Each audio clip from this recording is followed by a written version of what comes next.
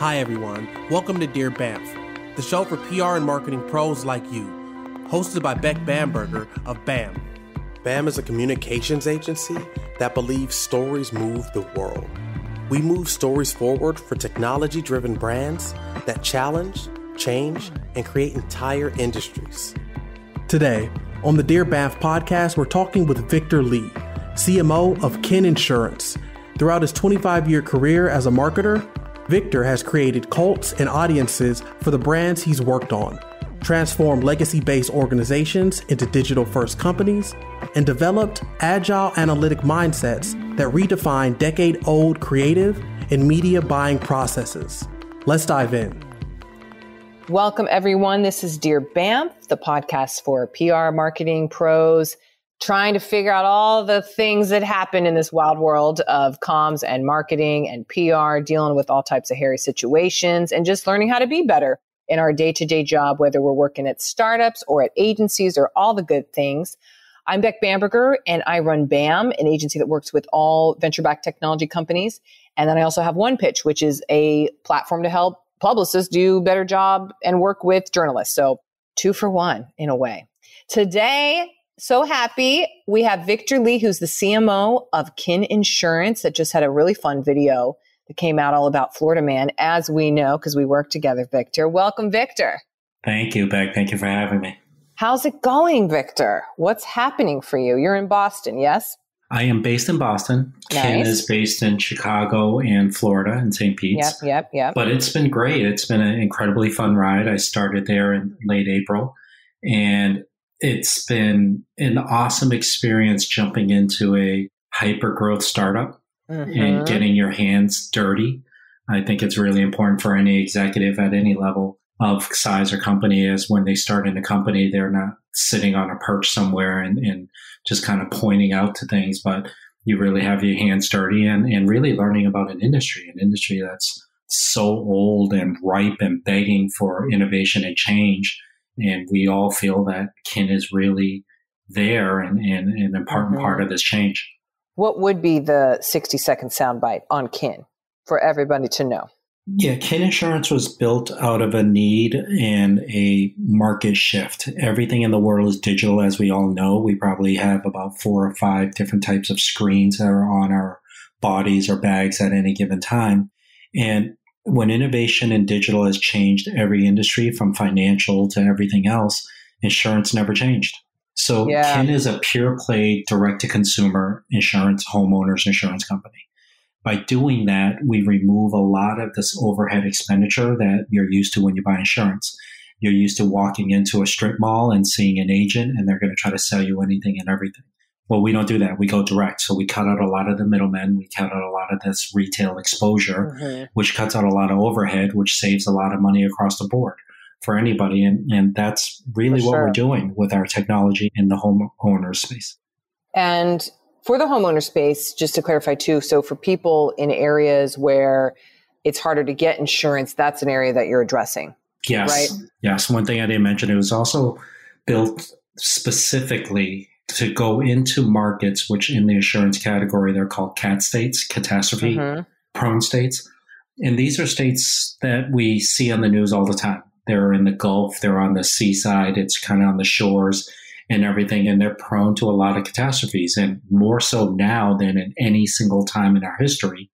They're more prone to a severe weather event, hurricanes, earthquakes, wildfires. I don't think you can turn the news on any day without seeing something like that. But the downward effect outside of climate being a disastrous place of where it is now, the other downside effect is that people who live there are finding it harder and harder to find coverage, because most insurance companies won't cover their homes because it's a CAT state, because there's such a high risk for the insurance companies.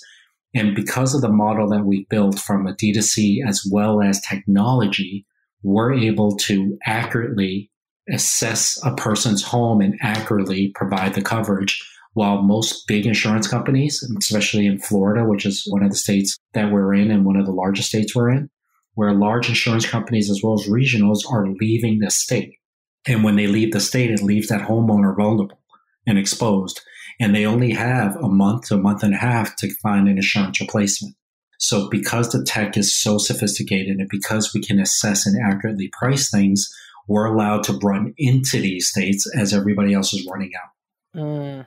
Running into the fire instead of away. Yes. Now, I know you've only been there a while, as you mentioned just there. Is there anything you are most proud of in accomplishing thus far?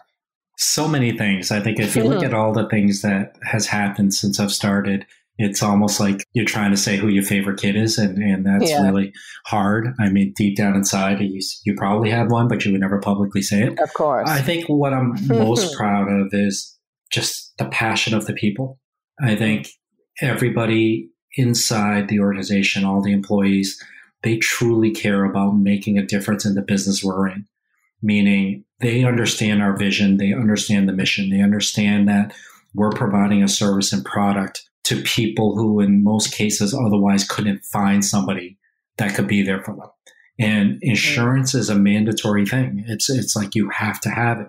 And in most cases, insurance is something that isn't really thought of as something that's valuable. It's thought of as something that's necessary, like a necessary evil. It's like going to get your teeth cleaned. Yeah. You really don't want to do it. Yeah. And so it ranks probably up there in terms of going to the dentist or getting your tires changed.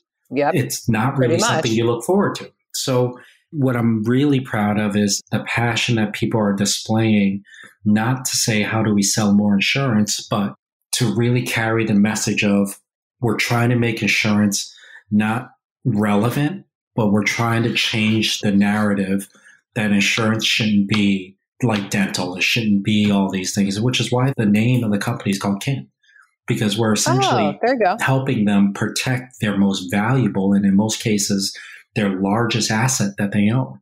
So seeing that energy is important. And obviously there's a lot of marketing stuff that we're doing that I'm really, really, really proud of and that we're really jumping into full-heartedly.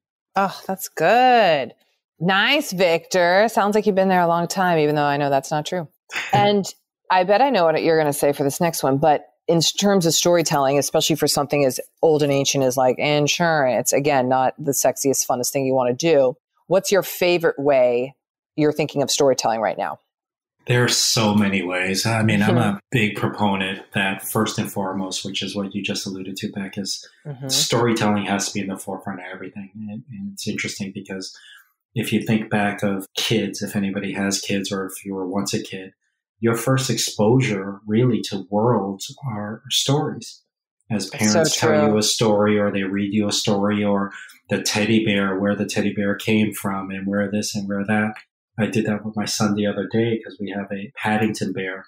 And in one of the movies, Paddington bear came from this place called Darkest Peru. And I made up a story to him and he's 9 months old. And I start to realize when you see that is storytelling is the oldest, if not one of the oldest mediums that people engage with in terms of creativity and just imagination. So I think any form of storytelling, I think it's great. I think some mediums allow you to do it better than others, but I think as long as you're telling a good story, like I've always been told, a good story well told will always transcend time and mediums. However, with that being said, as a marketer, if you have the wherewithal or the means to do something fully multimedia with sight, sound, and motion, obviously that's great, but that doesn't take away from a well-written story, a well-written news piece, a well-timed and really written tweet that's 140 characters, or even just an image on Instagram. I think they all lend itself to storytelling. It's just a matter of how well you want to tell that story given the medium you're on. Mm-hmm. So true. I am so sucked into storytelling. I recall growing up, I've told this to a couple of people, that I would play my parents off of each other. So when my mom would tuck me in, I'm like, Mom, Dad didn't tell me a story. So you got to tell me a story. And then my dad would come in. I'm like, oh, Dad, Mom, she didn't tell me a story. So you got to tell me one. So I would like double it up. I don't think they ever like got together to confirm these alleged horrible atrocities. But, oh man, I was just like all up in that. I loved it. Most kids hustle their parents for an extra cookie. You hustle your parents for an extra stories. I'd have to make it. And you know what I even did? I'm like, my mom would be like, I don't have any more. I'm like, well, make one up. I would like you be like, okay, not real life ones. Okay, fake ones. Anything fake. Tell me. It has a bear. It has a bear. Let's start with that. So I would egg them on. So, I was pitching from way back when. Anyway, okay, Victor, we've got a few hairy situations to go through. So let's see what we get here. First one, Dear BAMf. Okay, Dear BAMf people, I'd like to hear some other opinions. Historically, super local press has been a great lead generator for us. As the CMO of the startup, I'm happy to keep this demand funnel going. However, there is growing grumbling at my startup about why we haven't gotten more national press as we're solving some big problems and so on.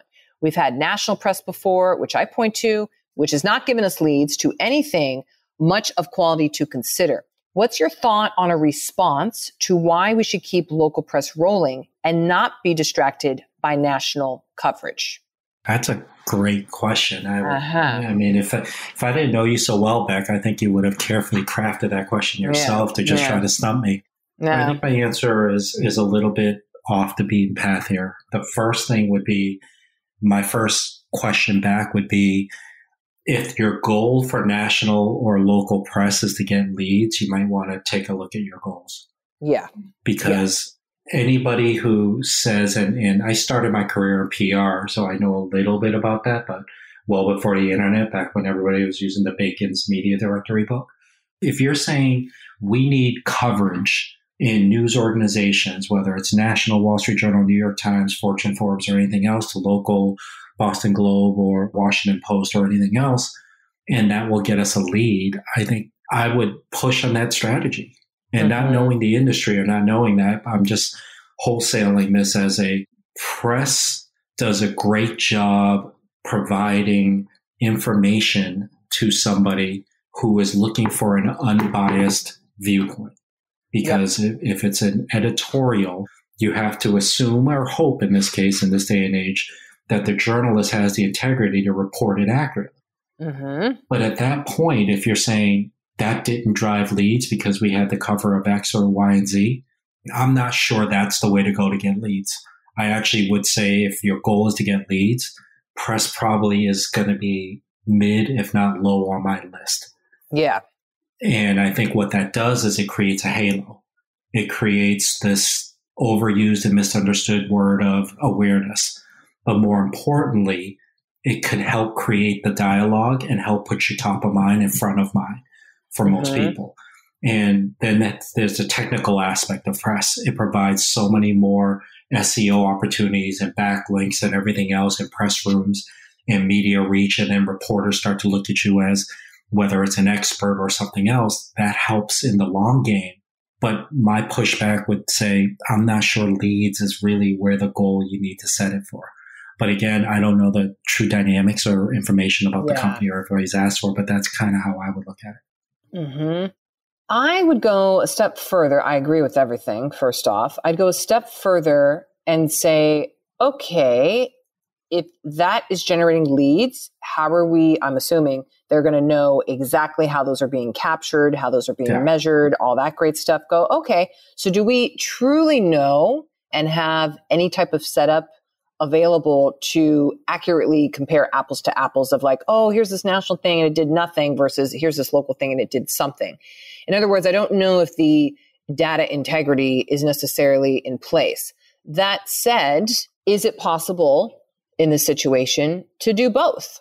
Can you continue what you're doing with the local stuff, and can resources been deployed to pursue national stuff? Because the goal for that, to what you're saying, Victor, is not leads galore, but credibility, validation. And often, by the way, if you're trying to get on all these local press outlets, it can be very helpful to point to national. Usually it runs the other way. Like locals, trades, and everything get like, oh, okay, they've been noted, they've been seen, and now I want to pay attention if I'm CNBC.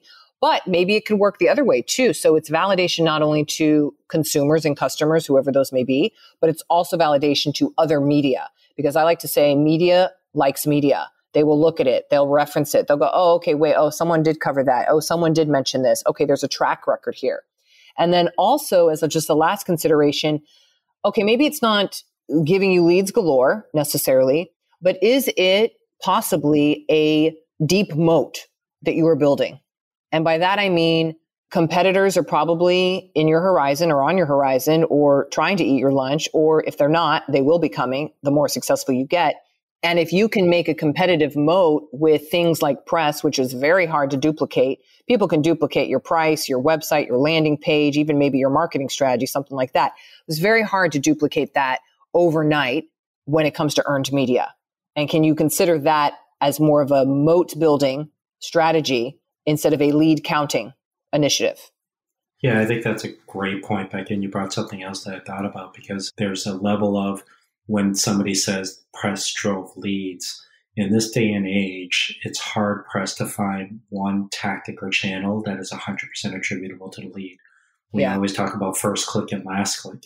And you talked about the data integrity and how do you really know? But somebody could have searched something general like best restaurant. Exactly. Then they landed on the local press that then landed on the website. But then the website had such great content, it drove the lead.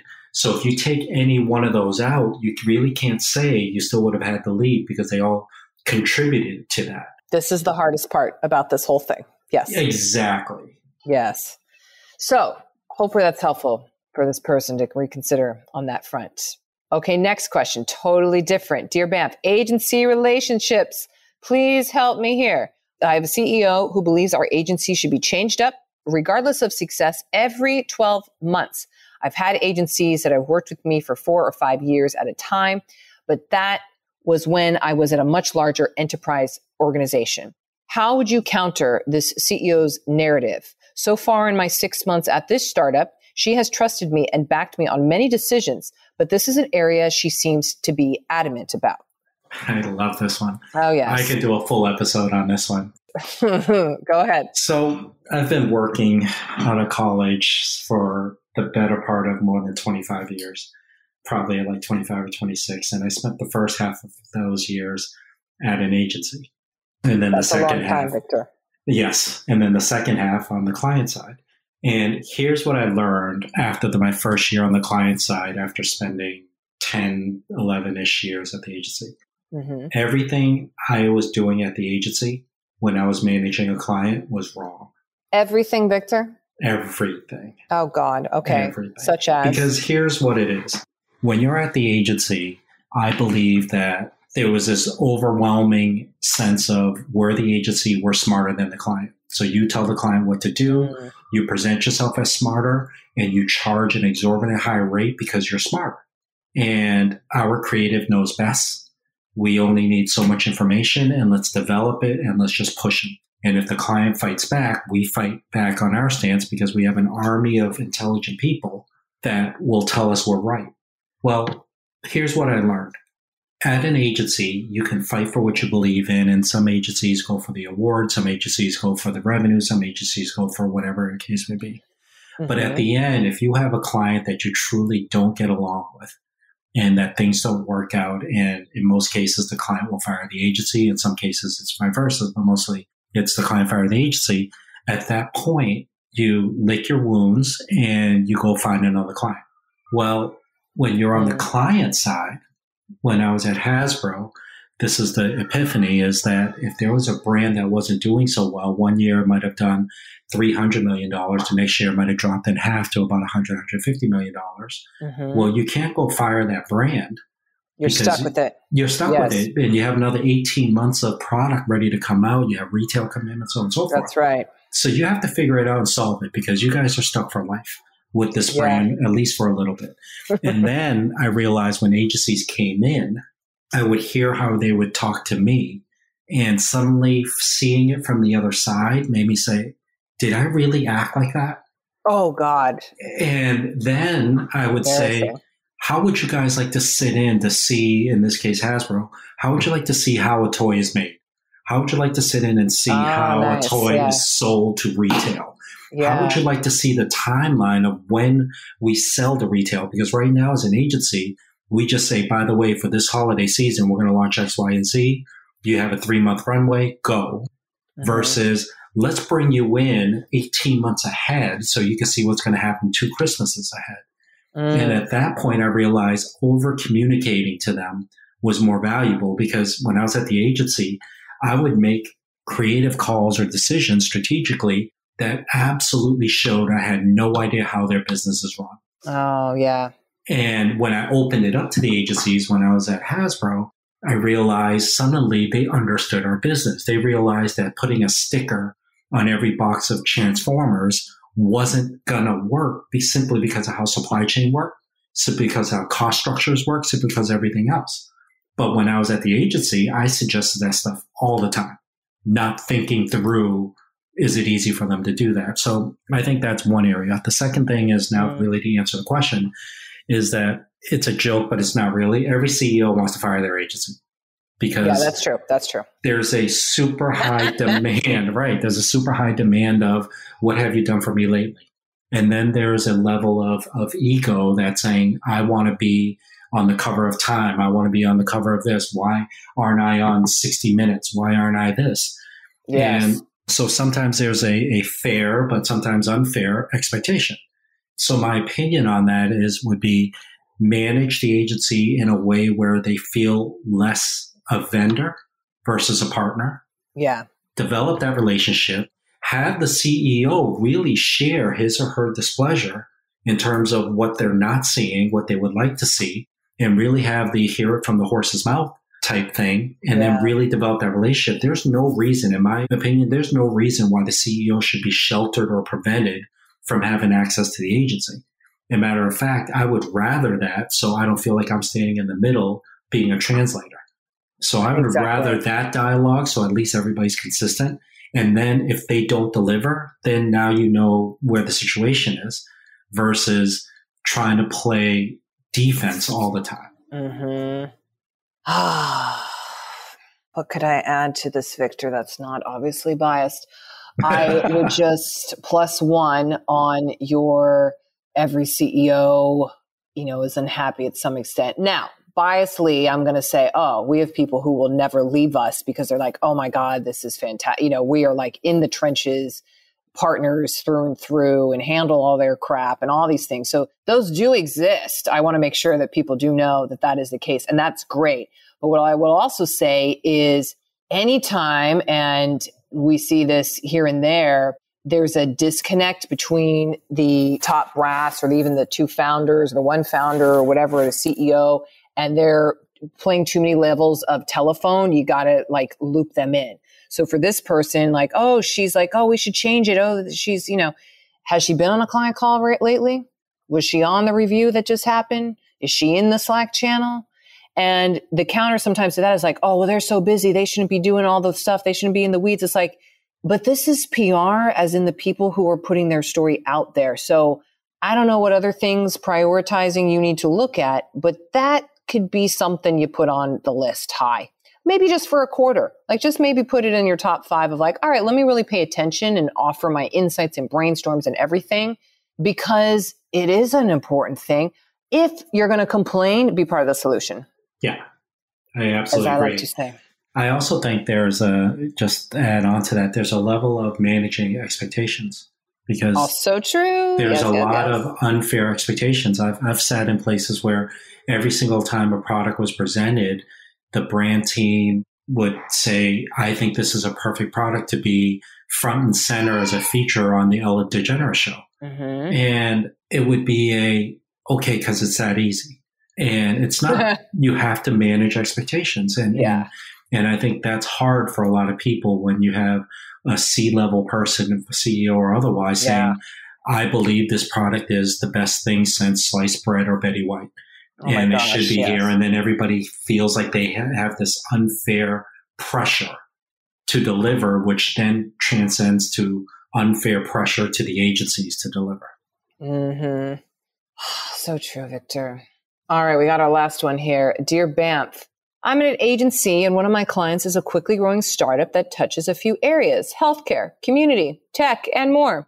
Now with the extra funding the company has raised, the pressure is on, and my client wants bigger national stories. The problem I'm facing is that, one, messaging for this client is still to be done, though a promise to have it by us is X date, and this has been made a few times. And then secondly, the access to assets like the patients and partners the startup works with is yet to materialize. I put this in writing before, that without some of the access to customers and clear messaging, we're likely to be on a fool's errand to try to earn any top tier media. What are your ideas for what I can now do with this client? I think that's a great one. I think don't be limited to what you think is the news. So I think in the question here, we need information about this client or patients or whatever. And the feeling is, well, that's our story. That's our angle.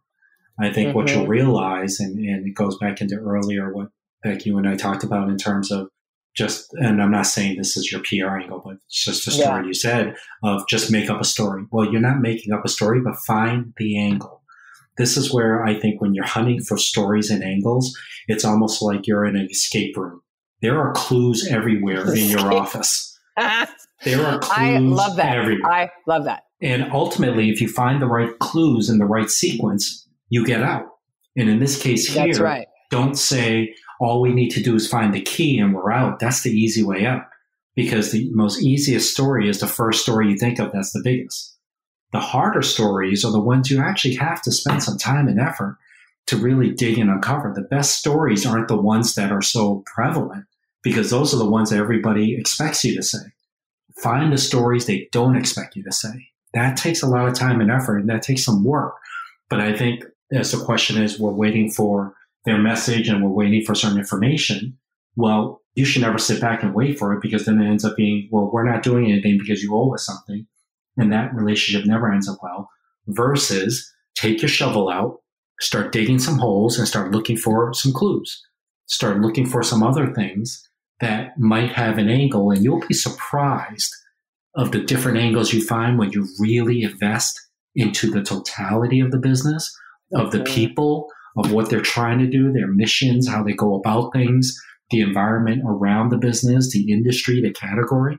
You'll see it opens up a ton of angles that suddenly you'll be more flushed with story angles than you are now when you think these are the only two angles I need, and you're holding on, as the kids would say, hold on for dear life. And you're holding on for dear life with those angles. And then you realize there's a lot of others you just haven't discovered. I love that phrase so much, Victor. Pretend you're in an escape room.